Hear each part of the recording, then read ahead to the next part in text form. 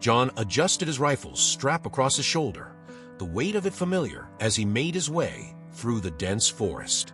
The late afternoon sun filtered through the canopy, casting patches of light on the forest floor. He had been hunting these woods for over a decade, knew them better than most.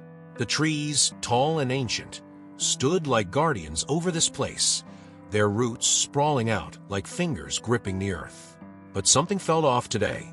As he moved deeper into the woods, the usual calm that settled over him when he was alone in nature eluded him. A faint sound, just barely perceptible, tickled his ears. He stopped, turning his head slightly, trying to focus on it. The sound was so soft, he almost doubted it was there. A bird, the wind. He strained his ears, holding his breath, waiting. It was crying, a child's cry, faint and distant, but unmistakable. John's brows furrowed. There were no houses or cabins nearby, not for miles. No one lived out here, and certainly no children. He shook his head, dismissing the thought. Perhaps it was some animal making a strange noise. Yet, as he walked further, the crying continued. Always faint, always distant, but there. It nagged at the back of his mind, refusing to let go. He stopped at a clearing and scanned the trees ahead. The sound seemed to come from deeper in the woods. John debated with himself for a moment, but the rational side won out. It couldn't be real. Just some weird sound in the woods, nothing more. He continued on his way, trying to focus on the hunt, but the sound followed him. By the time he returned to his truck, the sun was beginning to set. As he packed his gear, he caught himself listening again. The crying had stopped. Or maybe he had just been imagining it. He shook his head and chuckled. Too much time alone in the woods can play tricks on a man's mind. But that night, as he lay in bed, the sound returned. It was clearer now, the soft sobs of a child echoing in his mind. John sat up in bed, the darkness of his room pressing in on him. He listened for a few moments more, but the sound was gone again. He rubbed his temples and cursed under his breath. He'd been hunting in those woods for years, and never once had he heard anything like that. There had to be an explanation, maybe some animal, or the wind playing tricks on him. Yet, deep down, he knew that wasn't the case. The following morning, John couldn't shake the lingering unease. As he sipped his coffee at the local diner, the thought of the crying haunted him. The usual morning buzz of small-town gossip and the clatter of dishes did little to distract him. His eyes drifted toward the old man sitting at the far end of the counter, Elijah, the town elder.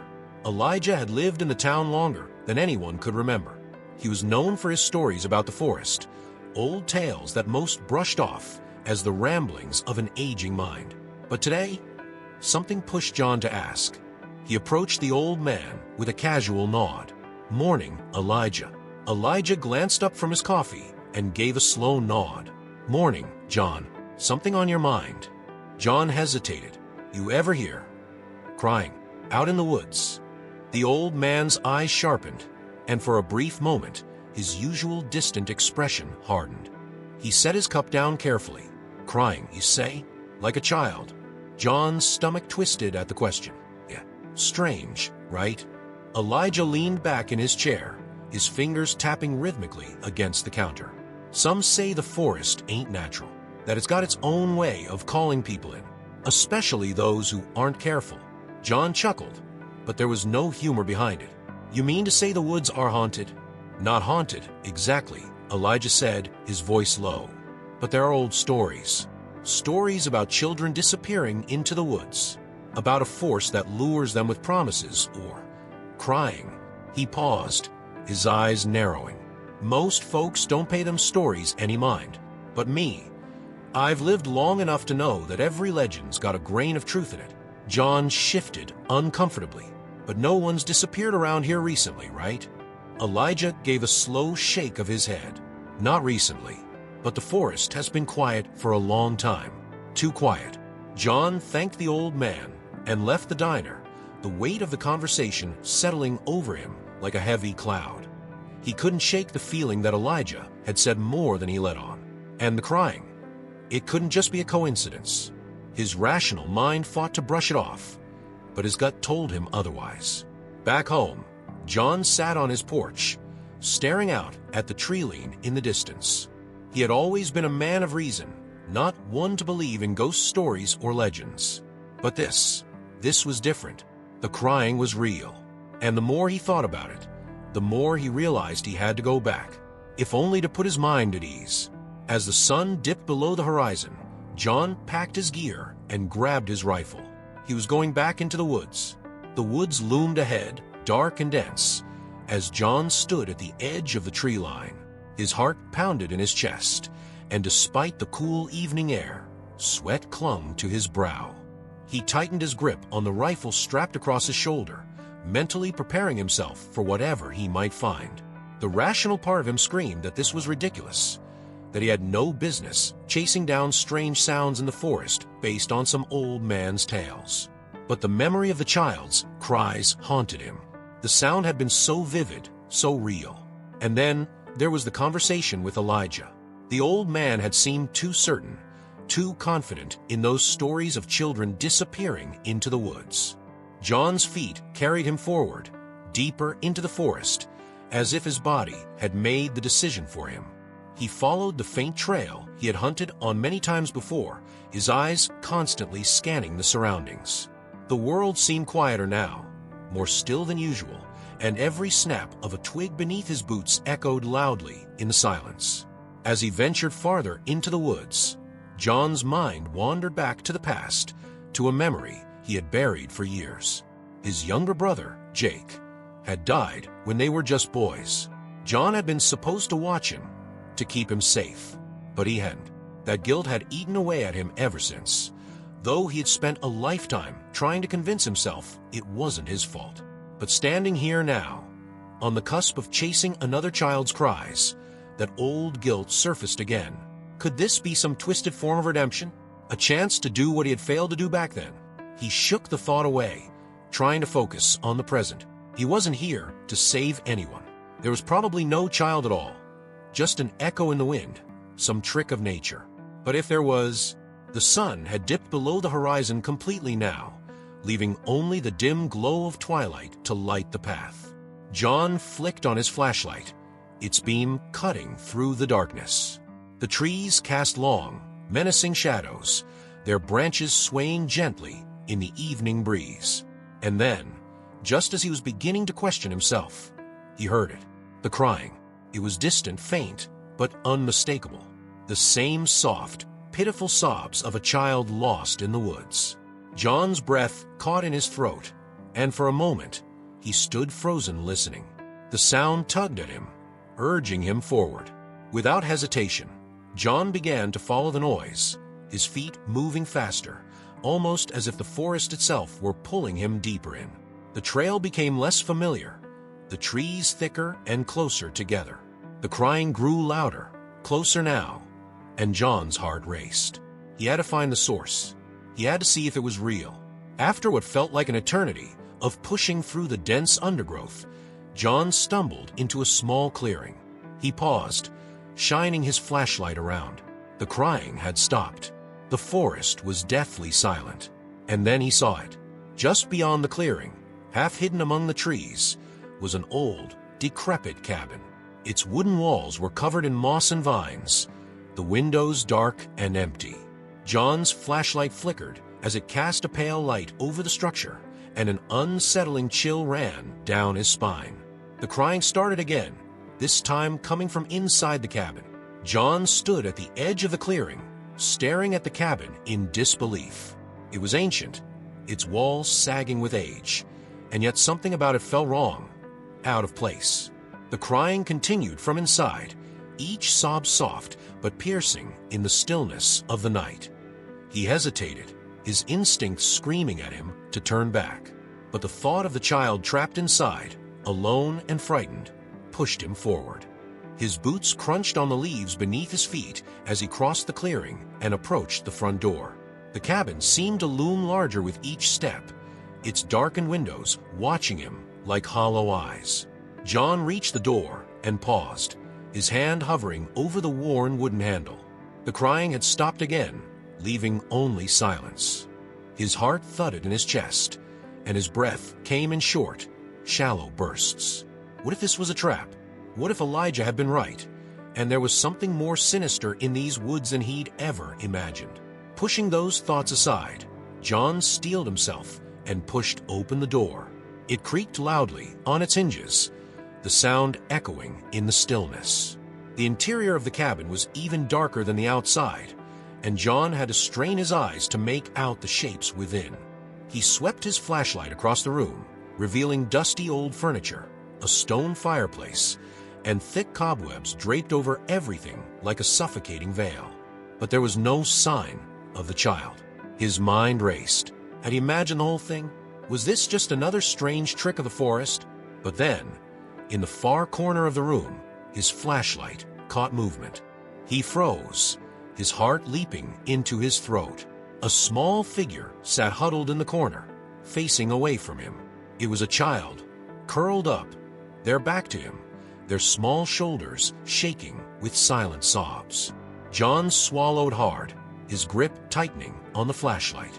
Hey kid, he called softly, stepping closer. Are you okay? I'm here to help. The child didn't respond, didn't move. They just sat there, rocking gently back and forth, their face hidden from view. John took another step closer, his mind screaming at him to turn and run, but his feet wouldn't listen. He reached out a hand, intending to gently touch the child's shoulder, but before he could make contact, the child stopped rocking. The room grew impossibly cold, and a deep sense of dread filled the air. Suddenly, the child's head jerked around, revealing a pale, hollow face, the eyes dark and empty. A soundless scream seemed to echo in the air, and John stumbled backward, his breath catching in his throat. The flashlight flickered wildly as he scrambled toward the door. As he bolted out of the cabin and back into the woods, the crying resumed, louder this time, more insistent, as if the forest itself were mocking him. John ran blindly through the trees, the sound of the child's cries following him. It wasn't until he was well beyond the clearing, his chest heaving and his legs burning, that he dared to stop and look back. The cabin was gone. There was nothing but trees and shadows where it had once stood. John's chest heaved as he stood in the darkness, scanning the tree line where the cabin had been. His mind raced, unable to make sense of what had just happened. He was sure he had seen the cabin, sure he had stepped inside, and yet now there was nothing. The faint echoes of the child's cries still rang in his ears, but they were fading, becoming distant, almost like a memory. He wiped the sweat from his brow, the cool night air doing little to calm the heat rising in him. The darkness of the woods felt more oppressive now, the trees closing in around him as if they were part of some living, breathing entity. What the hell had just happened? John forced himself to focus. He wasn't one to let fear control him, but this was different. He glanced down at the ground where his boots had left tracks when he'd entered the clearing. He followed them back with his eyes, back to where the cabin had stood. But no matter how hard he searched, there was no trace of it. Taking a deep breath, John decided to circle the area. There had to be some logical explanation. Maybe it was just a trick of the light, or maybe the woods were playing tricks on his mind. As he walked, his flashlight beam danced over the trees, casting long, eerie shadows across the ground. The familiar noises of the forest, crickets, rustling leaves, the occasional hoot of an owl, seemed almost mocking now, as if nature was laughing at him. Just when he was about to give up, his flashlight flickered over something out of place. He stepped closer, squinting to make out. It was small. A trinket, perhaps? He crouched down, brushing aside the leaves and dirt. It was a child's shoe. John's stomach dropped. The shoe was worn, old, but undeniably, it had belonged to a small child. His mind raced back to the stories Elijah had told him, the legends of children disappearing into the woods. Was this proof? Had those stories been true all along? His grip on the flashlight tightened, and for the first time in a long while, a deep sense of dread began to creep into his bones. Suddenly, a cold wind swept through the trees, causing the branches to sway and groan. John shivered, the temperature dropping rapidly. He glanced around, the feeling of being watched returning with full force. There was something here, something ancient and malevolent. The crying began again. This time, it was different, louder, closer. John's breath hitched as he instinctively turned toward the sound. It was coming from deeper in the woods, somewhere beyond the clearing. His rational mind screamed at him to turn back, to leave the forest and never return. But his feet were already moving, carrying him toward the sound. The path grew narrower, the trees closer together, their branches twisting and curling like skeletal hands reaching out to grab him. The crying grew louder, more desperate, tugging at something deep inside him. John's heart raced as the sound of a child's sobs echoed through the woods. And then, through the darkness, he saw it. The cabin. It stood there, just as it had before, hidden among the trees, as if it had always been there. Its wooden walls were warped and twisted, covered in moss and vines that clung to the structure like a living thing. The windows were dark, but the crying came from within, louder now, more insistent. John swallowed hard, his throat dry. This was no trick. The cabin was real, and whatever was inside, it was waiting for him. John hesitated at the edge of the clearing, his pulse thudding in his ears. The crying was louder now, echoing out of the cabin like a haunting melody that pulled him forward. His mind screamed at him to turn around, to leave the cursed place and never look back. But he couldn't. Something, whether it was curiosity, guilt, or sheer stubbornness, drove him forward. He approached the cabin slowly, his flashlight flickering as if it too was afraid of what lay ahead. The wooden steps creaked under his weight as he climbed them, his breath shallow in his chest. The door stood ajar, as if inviting him inside. John stepped through the threshold, the air inside thick and musty. The cabin's interior was dimly lit by his flashlight, revealing old furniture coated in dust and cobwebs. The stone fireplace sat cold and unused, and the faint outline of a table and chairs lingered in the shadows. But none of that mattered. His eyes were drawn to the far corner of the room, where the crying echoed loudest. There, huddled against a wall, was the small figure of a child. John's breath caught in his throat. The child sat with its knees pulled to its chest, head buried in its arms. The sobs shook its tiny body, and for a moment, John felt a pang of sympathy. This was a child, a real, living child. The strange occurrences in the woods, the eerie cabin, none of it mattered anymore. He had to help. He took a step closer, trying to steady his voice. "Hey, it's okay. I'm here to help." The child didn't respond, didn't even flinch. John swallowed hard, his heart pounding in his chest as he stepped closer. "Are you lost? Do you need help?" Still nothing. John was close now, only a few feet away. He crouched down, extending a hand toward the child, but as he reached out, the crying stopped. The sudden silence was deafening. The air grew cold, and John's stomach twisted with a deep sense of unease. Slowly, the child's head lifted, turning toward him. John's heart lurched as his flashlight beam caught the child's face. Pale, hollow, and lifeless. Dark, empty eyes stared back at him, and a chill ran down his spine. John stumbled backward, his body reacting before his mind could catch up. The child stood, its movements jerky and unnatural, and the crying resumed. Only this time, it wasn't the soft sobs of a scared child. It was something darker, more sinister, as if the forest itself were crying out in pain. The walls of the cabin groaned, and the floor beneath John's feet creaked as if the entire structure was alive. He scrambled to his feet, his heart racing as he bolted for the door. His hands fumbled with the handle, and for a moment, he thought the door wouldn't open. But with a desperate shove, it flew open, and John stumbled out into the night. The crying echoed behind him, growing louder and louder as he ran. The forest seemed to close in around him, the branches of the trees twisting and curling like claws reaching out to grab him. But John didn't stop.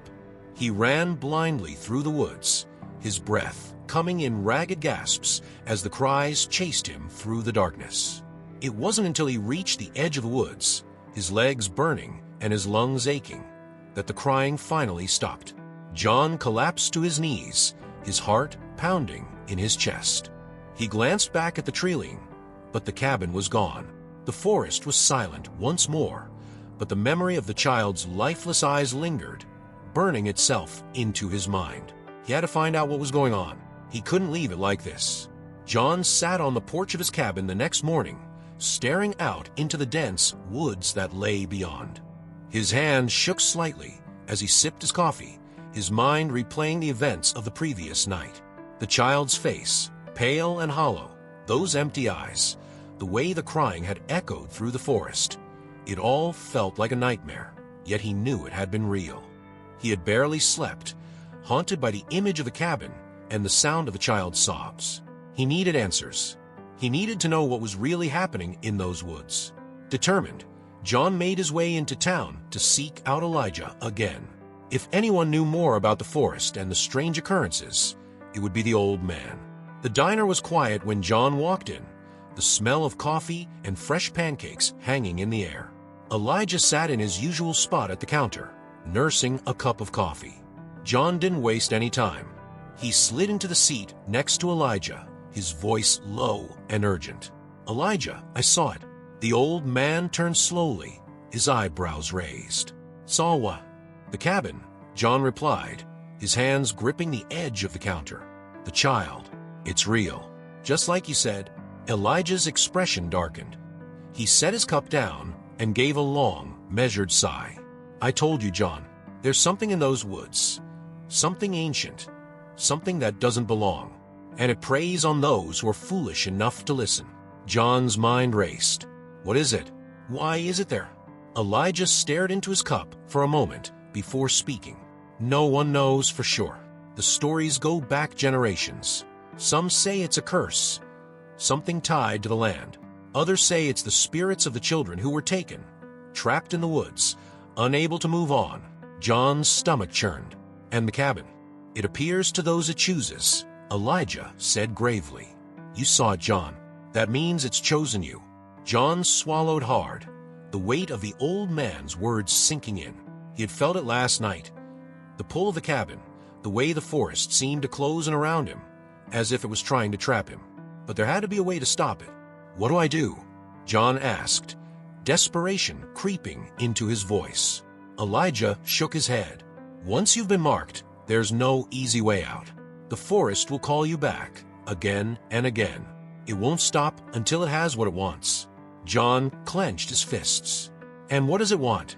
Elijah met his gaze, his eyes filled with sorrow. "It wants you, John. It wants your soul." The words hit John like a punch to the gut. He sat there, stunned, unable to comprehend the gravity of what Elijah was saying. But as much as he wanted to deny it, he knew deep down that the old man was right.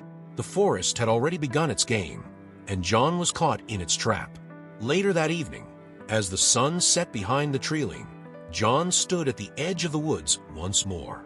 He could feel the pull, the same sense of dread he had felt the night before. The cries of the child were distant now, but they were still there, echoing faintly through the trees. This time, though, he wouldn't be going in blindly. He had brought his rifle, his flashlight, and a small pack of supplies.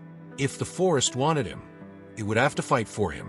John took a deep breath, his resolve hardening as he stepped into the darkness. The air was colder than it had been the previous night, a biting chill that seemed to seep into John's bones as he walked deeper into the woods. The faint glow of his flashlight illuminated the path ahead, but beyond the beam, the trees loomed like silent sentinels, watching him with unseen eyes.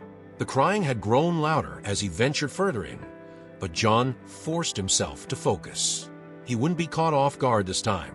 He would find the source, and he would figure out what was really happening in these woods. Hours passed, and the forest seemed to stretch on endlessly, the trees blurring into one another. John's mind wandered to the old stories Elijah had told him, of curses, of lost children, of souls trapped in the woods for eternity. He couldn't let himself believe it. There had to be a logical explanation, but each step he took, each breath he drew, seemed to pull him further away from reason and deeper into the unknown. Suddenly, the crying stopped. John froze, his heart pounding in his chest as the silence enveloped him. He swung his flashlight in all directions, searching for any sign of movement, but there was nothing. The air was still, and the only sound was the rush of blood in his ears. Then, from the corner of his eye, he saw it, movement in the shadows. John swung his flashlight toward the source, and his blood ran cold. Standing just beyond the edge of the light was a figure, tall and hunched, cloaked in darkness. Its features were obscured by the shadows, but John could make out the outline of a man. The figure stood perfectly still, watching him. "Who's there?" John called, his voice shaking slightly. The figure didn't respond. It simply stood there, unmoving, as if waiting. John's grip tightened on his rifle. I said, "Who's there?" Still nothing. John took a cautious step forward, his flashlight trained on the figure. "I'm not here to hurt you. I'm just looking for the kid." The figure remained silent for a moment, and then, in a voice so low it was almost a whisper, it spoke. "There is no child." John blinked, taken aback. "What?" "There is no child," the figure repeated, its voice barely audible over the wind that had begun to stir the trees. "Not anymore." John's heart raced. He didn't know what to make of this stranger. Was he part of the forest's game? Another victim, like himself? Or something worse? "Who are you?" John demanded, taking another step forward. The figure shifted slightly, the shadows playing tricks with its form. "I was once like you," it said, "lost, searching. But the forest, it changes you." John felt a chill run down his spine. "What do you mean?" The figure's voice grew softer, almost sorrowful. "The forest takes what it wants. It traps you, holds you, and you become part of it." John's grip on his rifle tightened. "I'm not staying here," he said firmly. "I'm going to find a way out." The figure chuckled softly, the sound like dry leaves rustling in the wind. "There is no way out. Not for you." Before John could respond, the figure turned and began to fade into the shadows, disappearing into the darkness of the trees. John stood there, his mind racing with questions. Who was that? And what did he mean by no way out? John's flashlight flickered as the wind picked up, causing the branches to sway and creak overhead. The forest felt alive again, closing in around him, and for the first time since he had entered the woods, John felt truly afraid. He had to keep moving. The crying began again, faint at first, but growing louder with each step he took. John's heart pounded as he pushed deeper into the woods, determined to find the truth, no matter what it cost him. The forest was relentless. Every step John took fell heavier, as if the ground itself was trying to swallow him whole. His legs burned, and his mind was clouded with doubt. The figure's words echoed in his head. "There is no child. Not anymore." The crying grew louder, pulling him deeper into the trees, but John could no longer ignore the sinking feeling in his gut. The figure had known things he couldn't have known unless he had been part of this for a long time. The realization that he might be walking into a trap gnawed at him, but turning back wasn't an option. He had to see this through. As John moved forward, the trees became more twisted, their branches tangling above him like a dark canopy. The air grew colder, and with every breath, he could see his breath misting in front of him. It was unnatural, this deep chill, the way the forest seemed to close in tighter and tighter, as if it was suffocating him. And then he saw it again, the cabin. It stood just as it had before, silent and ominous, its wooden walls sagging with age, vines crawling over its surface like veins. John's heart pounded in his chest. He hadn't wanted to see it again, but here it was waiting for him. He knew now that the forest wanted him here. This was no random encounter. He had been drawn into something far beyond his control. But this time, something was different. As he approached the cabin, the door creaked open on its own, revealing a dark interior that beckoned him inside. John hesitated at the threshold, his rifle raised, his flashlight barely penetrating the darkness. The crying had stopped, replaced by an eerie silence that wrapped around him like a shroud. He took a deep breath, his pulse thudding in his ears, and stepped inside. The cabin was as he remembered, dusty, filled with old furniture and cobwebs. But there was something else now. In the center of the room stood a figure, hunched and motionless. John's flashlight flickered as he moved closer, his footsteps echoing in the stillness. The figure turned, slowly, and John's blood ran cold. It was the same man from the forest, the one who had warned him there was no way out. But now, standing in the middle of the cabin, his face was pale and gaunt, his eyes hollow and sunken. His lips curled into a faint, twisted smile. "You shouldn't have come back," the man said, his voice low and mocking. John's heart raced, his instincts screaming at him to run, but his feet stayed planted. "What do you want?" he demanded, his voice trembling with anger and fear. The man took a step closer, his movements slow and deliberate. "It's not about what I want," he said. "It's about what the forest wants." John's grip tightened on the rifle. "What does that mean?" The man's smile widened, and for a moment, his face twisted into something inhuman, something grotesque. "You've been chosen," he whispered. "Just like the others." The others? John's mind reeled as he tried to make sense of the words. But before he could respond, the man lunged forward, his hands clawing at John's throat. John stumbled backward, raising his rifle instinctively, but the man was fast, too fast. His grip tightened around John's neck, cold fingers digging into his skin, and John gasped for air, his vision blurring as he struggled to break free. With a desperate surge of strength, John managed to shove the man away, his rifle clattering to the floor. The man staggered back, his eyes gleaming with something dark and unnatural. But John didn't waste a second. He grabbed his flashlight and ran, bolting out of the cabin and into the forest. The trees seemed to close in around him as he ran, the branches clawing at his skin, the air thick and oppressive. John's lungs burned, his legs aching as he sprinted through the undergrowth, but the forest wouldn't let him go. He could hear the man's laughter echoing through the trees, mocking him, taunting him.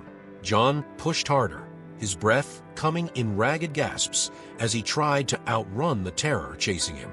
But no matter how fast he ran, the forest was always one step ahead. John didn't stop running until he burst into a small clearing, his body trembling with exhaustion. He bent over, hands on his knees, trying to catch his breath. His mind was racing, but the one thought that dominated all others was that the forest was alive, hunting him. The laughter faded, replaced by an eerie quiet that blanketed the clearing. John straightened up, his heart still pounding as he scanned his surroundings. There was no sign of the man, no sound of footsteps or movement. But that didn't mean he was safe. He knew now that the forest had been toying with him, drawing him deeper into its web.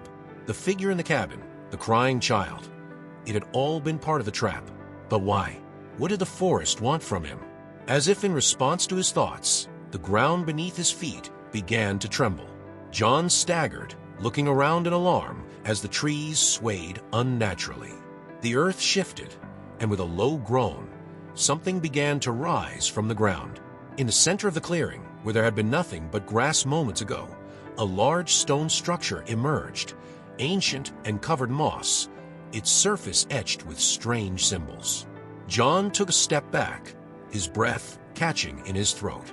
This wasn't natural. It couldn't be. The stone pulsed with an energy that made the hair on the back of John's neck stand on end.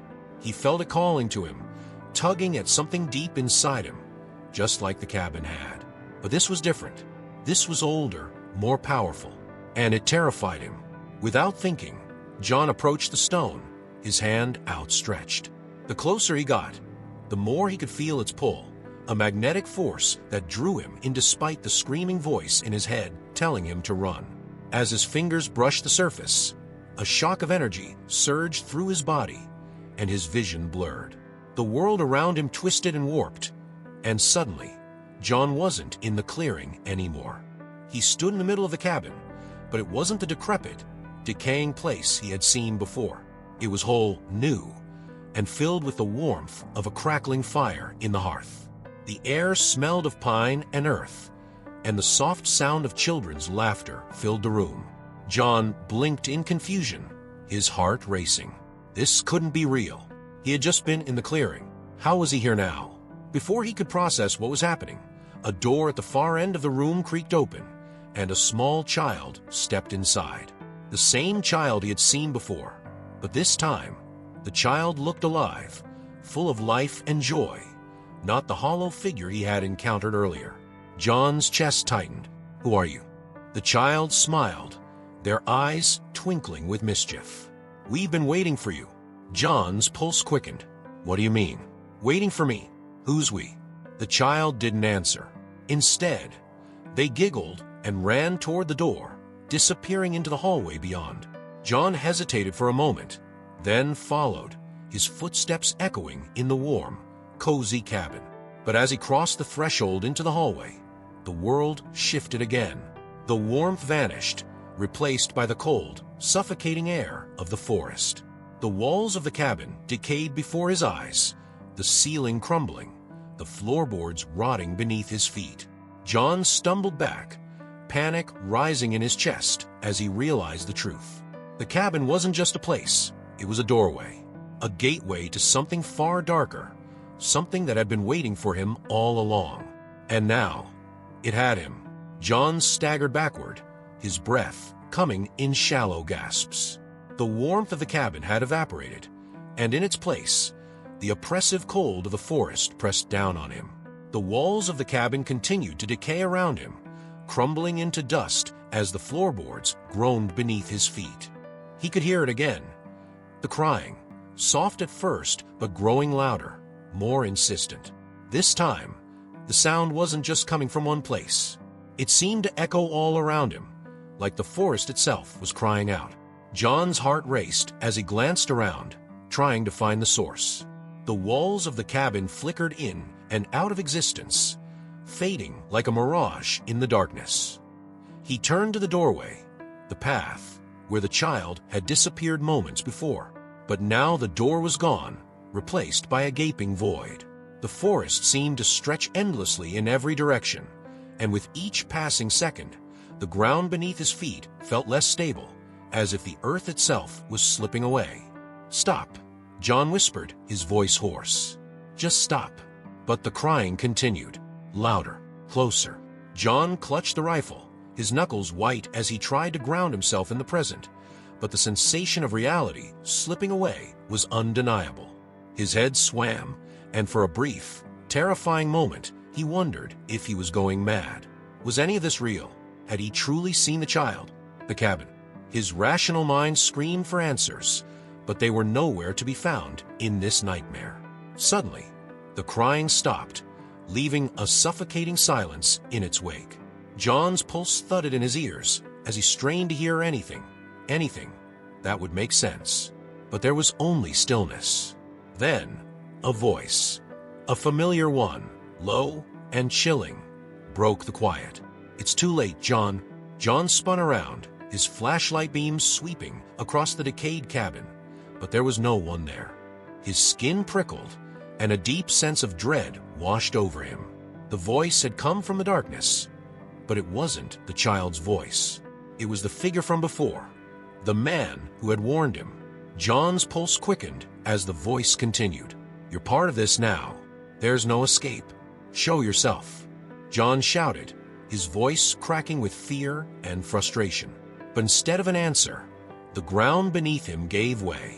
With a violent jolt, John felt the earth collapse, and suddenly he was falling, plunging into darkness. His flashlight flew from his hand, its beam disappearing as he tumbled through the void. The air rushed around him, cold and suffocating, as if he were falling into the very heart of the forest. His body slammed into the ground with a bone-jarring thud, and for a moment, all the air was knocked from his lungs. Pain shot through his limbs as he struggled to sit up, his vision swimming from the impact. He gasped for breath, his hands scrabbling against the damp, cold earth beneath him. The flashlight lay a few feet away, its beam flickering weakly in the darkness. John crawled toward it, every muscle in his body screaming in protest. As his fingers wrapped around the cold metal, he flicked it back on, the light cutting through the shadows. And then he saw it. The ground around him was littered with bones. Small, fragile bones. The skeletal remains of children. John's stomach lurched, while rising in his throat as the horrifying reality sank in. The forest had taken them, just like it had tried to take him. The children from the legends, the ones who had disappeared. They had never left. Their bones lay scattered around him, a grim testament to the truth of the stories. A soft, rustling sound filled the air, and John's heart froze. He swung the flashlight around, his breath catching in his throat as he caught sight of movement in the shadows. Figures. Pale, hollow figures. The children. They stood in a loose circle around him, their empty eyes fixed on him with a haunting stillness. John scrambled backward, his pulse thudding in his ears as the figures drew closer, their skeletal hands reaching out toward him. "No," he gasped, his voice barely a whisper. "This isn't real. This can't be real." But it was. The children moved with unnatural grace, their movements slow but deliberate, as if they were connected to the very air around them. They surrounded him, their hollow eyes reflecting the weak beam of his flashlight, their presence cold and oppressive. John's mind raced. This wasn't how it was supposed to end. He couldn't die here. Not like this. He wasn't one of them. He wasn't part of this nightmare. Desperation clawed at him, and with a surge of adrenaline, John pushed himself to his feet, ignoring the searing pain in his limbs. He had to get out. He had to escape. Without thinking, John ran. He bolted through the trees, his legs screaming in protest as he pushed past the sharp branches that clawed at his skin. The children's whispers followed him, a soft chorus that seemed to come from everywhere at once. "You can't leave." John's breath came in ragged gasps as he tore through the undergrowth, his flashlight barely illuminating the path ahead. His heart pounded in his chest, his mind reeling as he searched for any sign of escape. And then, through the trees, he saw it. Faint, distant, but unmistakable. The light. It was dim, flickering like a candle in the wind, but it was there, a small beacon of hope in the suffocating darkness. John's heart leapt, and without hesitation, he sprinted toward it. The ground beneath his feet shifted and buckled, but John didn't stop. He could feel the children behind him, their cold presence pressing in on him, but he didn't dare look back. The light was his only hope, his only chance. As he drew closer, the light grew brighter, cutting through the darkness like a knife. John's pulse quickened, hope surging in his chest as he reached out for it, his fingers brushing the edge of the clearing. But just as he stepped into the light, everything changed. John stumbled forward into the clearing, the oppressive darkness of the forest melting away as the light enveloped him.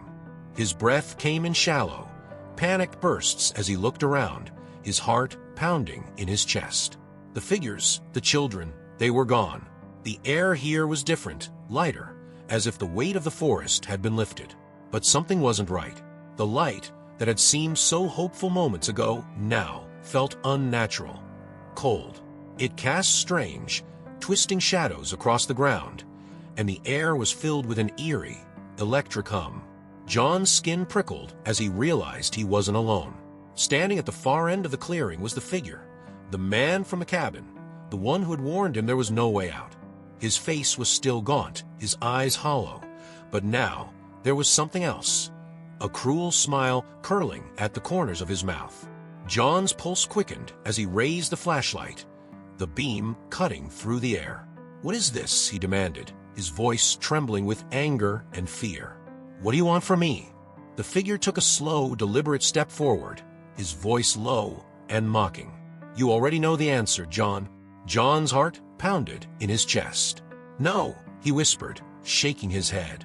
"I don't belong here. I'm not like them." The figure's smile widened, his eyes gleaming with a dark, twisted amusement. "You're exactly like them. That's why you were chosen." John took a step back, his mind racing. He couldn't stay here. He couldn't become one of them, one of the hollow figures, trapped in the forest forever. But as the figure advanced, John realized the awful truth. There was only one way out. The light in the clearing flickered, and John felt it. The force, the pull of the forest. It wanted him. It wanted his soul. And unless he did something drastic, it would take him, just like it had taken the others. John's pulse quickened as he gripped the flashlight, his fingers trembling. The realization hit him like a punch to the gut. There was only one way to break the forest's hold, one way to stop the cycle. He had to destroy the source. The figure's smile faltered as John turned toward the center of the clearing, where the light pulsed from the ground. The ancient stone structure rose from the earth, its surface etched with symbols that glowed faintly in the light. This was it, the source of the forest's power, the gateway that had trapped so many before him. John knew what he had to do. With a final, desperate surge of strength, John raised the flashlight and brought it crashing down against the stone. The moment the beam shattered, a deafening roar filled the clearing.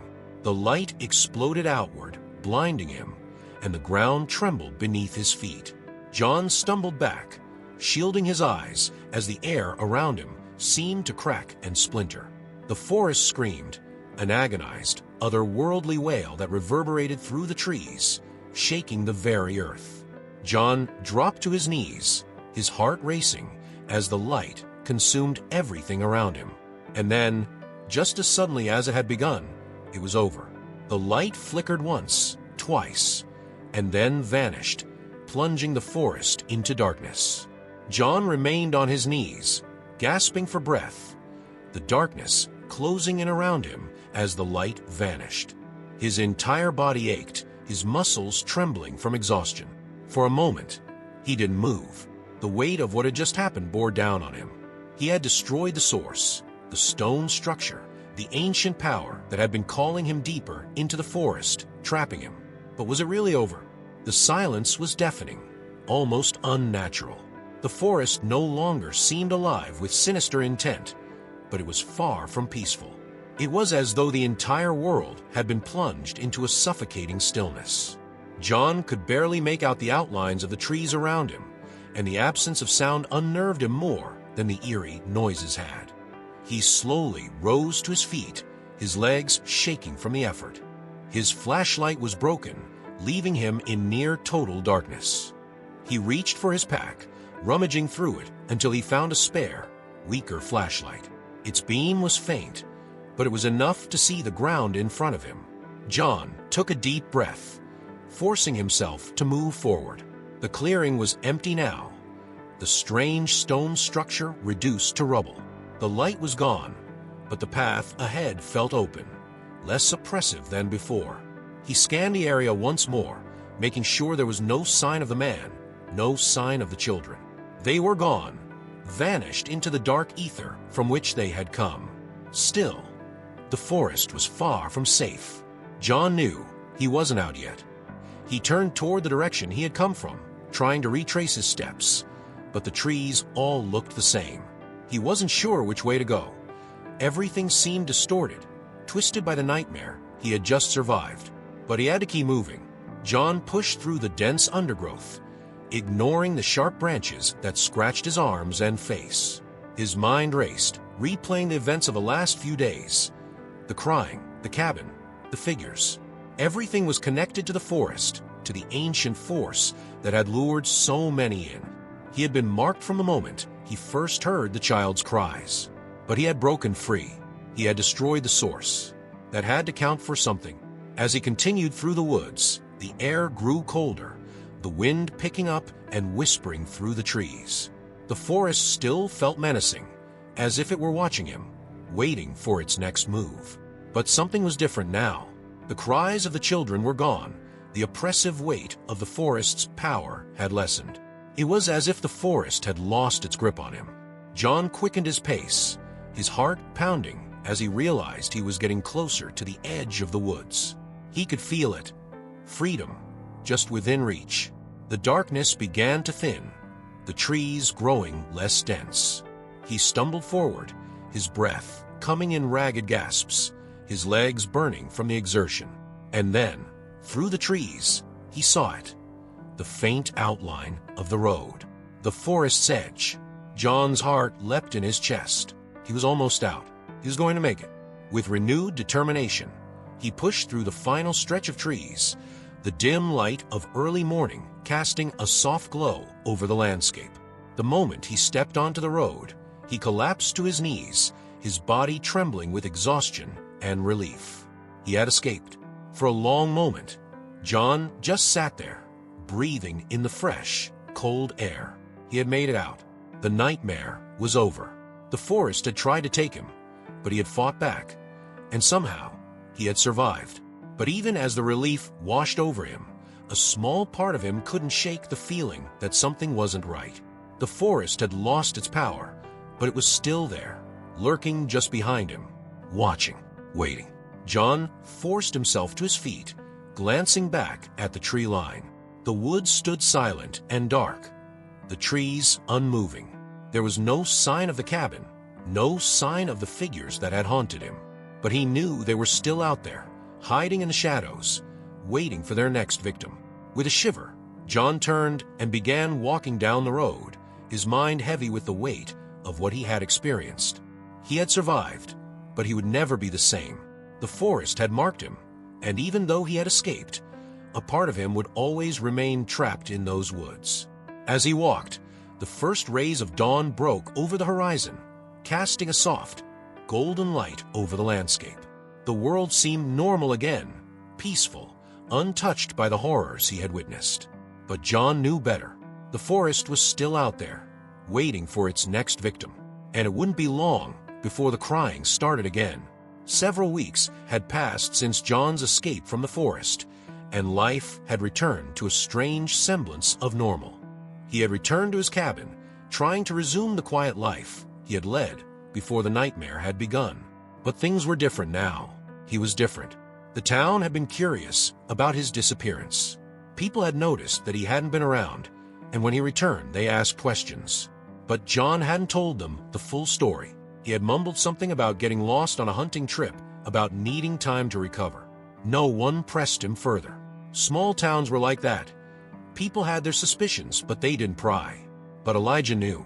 John had avoided the old man since his return, unsure of how to face him. Elijah had warned him from the start, and John hadn't listened.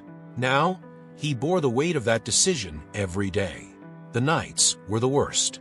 Alone in his cabin, John couldn't help but hear the faint sounds of the forest, branches swaying, leaves rustling, the occasional distant howl of an animal. But sometimes late at night, he thought he could hear something else. The soft, faint cry of a child. He would lie awake, his heart pounding, straining to hear it. But every time he listened closely, the sound would disappear, leaving him with the cold, empty silence of the night. The nightmares came often. John would dream of the cabin, of the pale, hollow-eyed children surrounding him, of the forest closing in, trapping him. He would wake in a cold sweat, his body shaking, his heart racing. No matter how many days passed, the terror lingered, always just beneath the surface. One morning, after another restless night, John made the decision he had been avoiding. He needed to speak to Elijah. He found the old man at the diner, sitting in his usual spot at the counter. Elijah didn't look surprised to see him. If anything, there was a hint of understanding in his eyes. John slid into the seat next to him, his voice low and hoarse. "It's over, right? The forest. I destroyed the source. It's over." Elijah stared into his coffee for a long moment before speaking. "You destroyed the stone, sure. But the forest, it's old. Older than any of us can understand. You can't destroy something like that. Not fully." John's heart sank. "So what now? Am I still marked?" Elijah sighed. "The forest will always remember you, John. But you broke free. You're not its prisoner anymore." John's throat tightened, but I can still hear it. The crying. Sometimes at night. Elijah nodded slowly. "It's the echo. The forest is calling, but you don't have to answer. Not anymore." John swallowed hard, his chest tightening. He had escaped, but the scars ran deep. He wasn't sure if he would ever truly be free. As he left the diner that morning, John felt the weight of the past weeks pressing down on him. He had survived the forest, but it would always be a part of him, lingering in the back of his mind, waiting. The sun was rising as John drove back to his cabin. The road was quiet, the world peaceful in the soft glow of morning. But as he neared the edge of the woods, something caught his eye. A figure, small, pale, standing at the edge of the tree line. John's heart stopped. He slowed the truck, his breath catching in his throat as he stared at the figure. It was a child, just like the ones he had seen in the forest. Their hollow eyes met his, and for a moment, the world seemed to freeze. And then, just as suddenly, the figure was gone. John stared at the empty space where the child had stood, his mind racing. The forest might have let him go, but it hadn't forgotten him. He drove on, the road stretching ahead of him, the dark shadow of the woods following him. Hey there, if you enjoyed the story, don't forget to hit that subscribe button and leave a like to support the channel. We'd love to hear your thoughts. What moment in The Crying Child in the Woods had the biggest impact on you? Was it the eerie cabin, the mysterious figure, or the final escape? Let us know in the comments below. Fountain Pen, and we want to hear from you. What kind of stories would you like to see next on the channel? Whether it's more chilling mysteries, suspenseful thrillers, or something completely different, drop your story suggestions in the comments. Your ideas could inspire our next big story. Thanks for watching and being part of our growing community. Stay tuned for more exciting and spine-chilling content.